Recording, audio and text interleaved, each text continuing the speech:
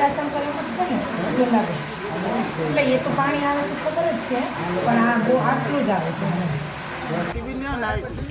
હાલો આવું છે ખાલી પૂછા કરના પણ બાકી મંદિર તો ઘણું પુરાણું છે, યુગો યુગો જૂનું છે. એનું નામ છે રત્નેશ્વર મહાદેવ અને નદી છે ઋષિતોયા નદી. પણ મહાભારતના યુદ્ધ પહેલાં પાંડવોને 12 વર્ષનો વનવાસ હતો. તો વનવાસ કરતાં ભ્રમણ કરતાં પાંડવોને કુંતા માતા અહીંયા આવ્યા.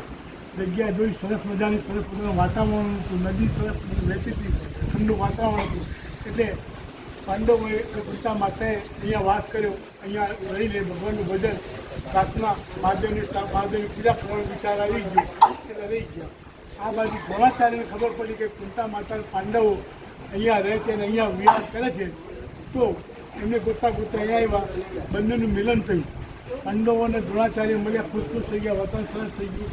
તો દ્રોણાચાર્ય પાંડવે કીધું કે હે શ્રેષ્ઠ ગુરુ, તમે અમારા ગુરુ છો, આ આટલું મને સુંદર મજાનું વાતાવરણ છે, તો આપણે આવનારી પેઢી માટે ભગવાનનું ભજન કરે, પૂજન કરે, મહાદેવની સ્તવન કરે, મહાદેવની પૂજા કરે, એવું કંઈક કરીએ આપણે. તો કે આપણે ઓમ યજ્ઞ અને બધું કરીએ અને ગંગાજી અવતરણ કરીએ. તો કે તમે શ્રેષ્ઠ અમારા ગુરુ છો, ગંગા અવતરણ કરો.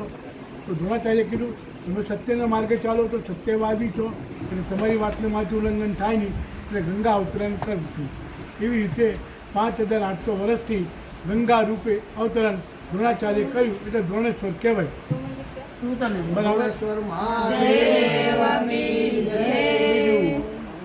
નદી સુકાઈ ગઈ, ડેમ સુકાઈ ગયા, પાણી અવિરત ચાલુ છે.